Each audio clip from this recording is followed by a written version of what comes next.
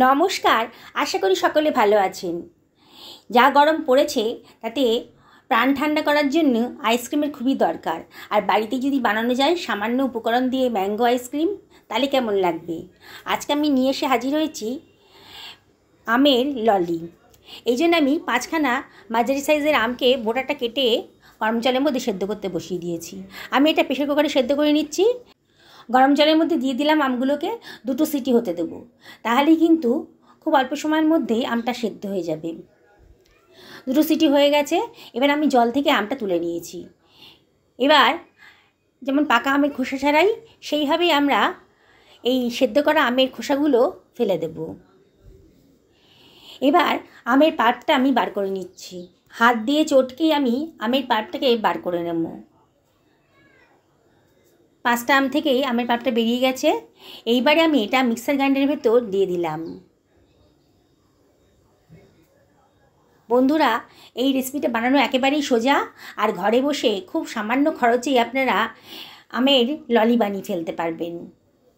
আমি এখানে কোনো ফুড কালার ইউজ করিনি, খুবই স্বাস্থ্যকরভাবে বানিয়েছি। এবার আমি হাফ টেবিল চামচ মতো লবণ দিয়ে দিলাম, আর দিয়ে দিলাম হাফ টেবিল চামচ মতো বিট লবণ। আর আমি দিয়ে দিচ্ছি হাফ বাটি মতন গুঁড়ো চিনি। ইচ্ছে করলে আপনারা গোটা দানা চিনিও দিতে পারেন। আমি দিয়ে দিলাম খানিকটা ধনেপাতা কুচি, আর দিয়ে দিচ্ছি খানিকটা পুদিনা পাতা। পুদিনার ফ্লেভারটা যদি আপনাদের পছন্দ হয় তাহলে দেবেন, আর যাদের পছন্দ হয় না তাহলে এটাকে স্কিপ করবেন। আর দিয়ে দিলাম খুব সামান্য একটুখানি গোলমরিচের গুঁড়ো, তাহলে খুব সুন্দর একটা টেস্ট আসবে। এবার আমি এটাকে গ্রাইন্ড করে নিচ্ছি। দেখুন, একটা স্মুথ পেস্ট তৈরি হয়ে গেছে। দেখুন আমার কিরম ঘনত্বটা রেখেছি।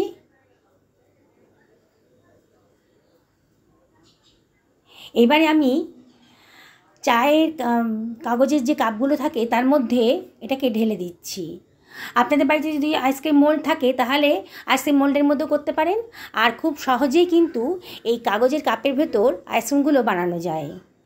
আমি 4টে কাগজের কাপের ভেতর এই পিউরিটা ঢেলে দিয়েছি। এবার আমি আর প্লাস্টিক ঢাকা দিয়ে তারপরে গার্ডার দিয়ে মুখটা বন্ধ করে দিচ্ছি।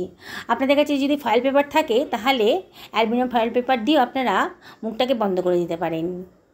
যাদের কাছে অ্যালুমিনিয়াম ফয়েল পেপার নেই তারাও কিন্তু এইভাবে আমের ললিটা বানিয়ে নিতে পারেন। দেখুন আমি কত সহজে বানিয়ে ফেলছি। এবার মাঝখানটা একটু চিড়ে দিচ্ছি। এবারে আমি এর ভেতর দিয়ে দিচ্ছি আইসক্রিমের স্টিকটা। দেখুন বন্ধুরা, কত সহজেই আমের ললিটা তৈরি হয়ে যাচ্ছে। খুব সামান্য খরচেই এই আমের ললিটা তৈরি হয়ে গেল। কিছুটা ব্যাটার বেঁচে গেছে। এবার আমি আইসক্রিম মোল্ডের ভেতর এটাকে ঢুকিয়ে দিচ্ছি। দেখুন বন্ধুরা, বানানোটা কত সোজা। আইসক্রিম মোল্ড থাকলেও বানাতে পারবেন, আর না থাকলেও বানাতে পারবেন। আইসক্রিম মোল্ডের ভেতরেও আমি খুব সহজেই এটা বানিয়ে ফেলতে পারবো। আর এই গরমে প্রাণ ঠান্ডা করা এরকম আইসক্রিমের রেসিপি যদি থাকে তাহলে তো কোনো কথাই নেই। বাড়ির বাচ্চা থেকে বড় সবাই কিন্তু খুবই খুশি হবে।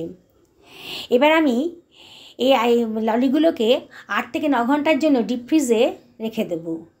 9 ঘন্টা হয়ে গেছে, আমি ফ্রিজ থেকে বার করে নিয়েছি। দেখুন কত সুন্দরভাবে জমে গেছে।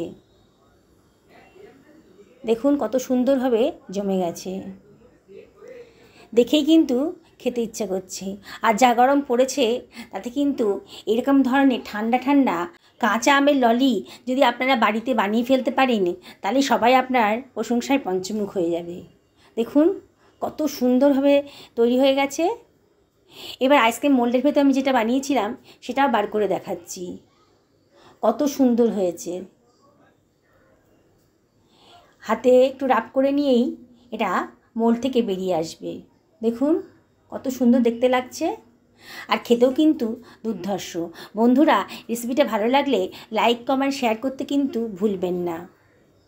সকলে ভালো থাকুন এই কামনা করেই ভিডিওটা এখানে শেষ করলাম। ভিডিওটা দেখার জন্যে অনেক ধন্যবাদ।